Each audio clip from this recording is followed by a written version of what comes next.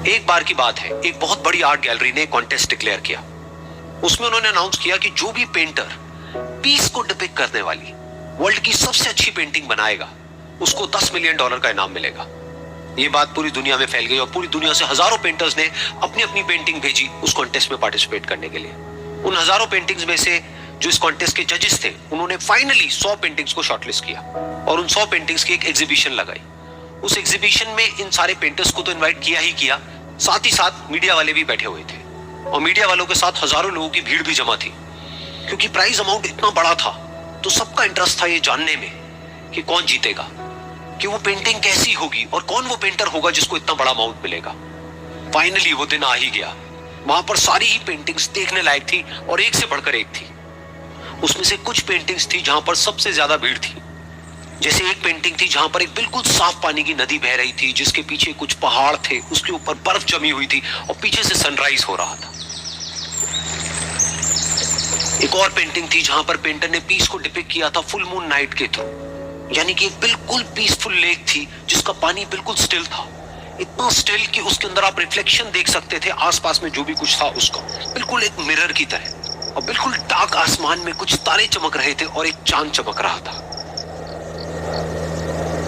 उसके अलावा एक पेंटिंग थी जिसमें बिल्कुल सफेद बादल थे, नीला आसमान था और बिल्कुल हरी हरी घास थी, यानी कि सारी ही पेंटिंग्स ऐसी जिसको देख करके ही मन शांत हो जाए।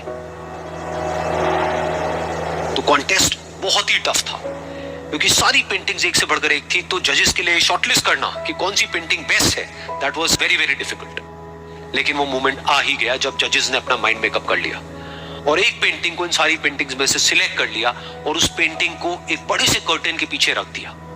सामने वो सारे पेंटर्स बैठे हुए थे, मीडिया वाले थे और हजारों लोगों की भीड़ थी। सबकी क्यूरियोसिटी बढ़ती चली जा रही थी क्योंकि अमाउंट बहुत बड़ा था। लेकिन जैसे ही वो पर्दा हटा और सामने से सबने उस पेंटिंग को देखा तो सब हैरान रह गए। सब एक दूसरे की शक्ल देखने लगे।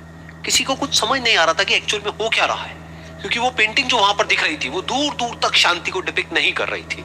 तो सबको लगा कि शायद उस आर्ट गैलरी से कोई गलती हुई है या जजेस से कोई गलती हुई है और किसी गलत पेंटिंग को वहां पे रख दिया है। तो कुछ पेंटर्स एक साथ गए, जाकर के उस आर्ट गैलरी के ओनर से मिले और जाकर के उससे पूछा कि क्या ये कोई गलती है, गलती से कहीं कोई गलत पेंटिंग तो आपने वहां पे नहीं रख दी है।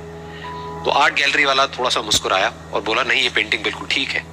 जजेस ने इसी पेंटिंग को सिलेक्ट किया है और यही पेंटिंग आज की विनर है। सारे पेंटर्स ये जवाब सुन करके गुस्से से भर गए और सबने मिल करके रिवोल्ट कर दिया।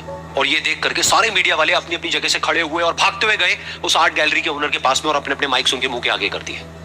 तो अगेन वो आर्ट गैलरी का जो ओनर था वो हल्का सा मुस्कुराया और उसने कहा कि मुझे कुछ बोलने से पहले एक बार इस पेंटिंग को आप लोग ध्यान से देखिए, थोड़ा पास से देखिए, शायद आपको कुछ ऐसा नजर आए जो दूर से नजर नहीं आ रहा है। क्योंकि आप सबने एक चीज तो देख ली कि इस पेंटिंग में आंधी है, तूफान है, चारों तरफ सब कुछ तहस नहस हो रहा है, आसमान में बिजली कड़क रही है, काले बादल है, ये सब तो आपने देख लिया।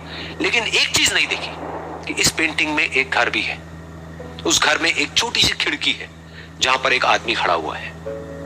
ध्यान से जाकर के देखिए, वो जो आदमी खड़ा हुआ है और बाहर देख रहा है उस घर से, उसके चेहरे पर कोई डर नहीं है बल्कि एक हल्की सी मुस्कान है, एक ठहराव है, एक सुकून है। और यही है शांति का असली मतलब।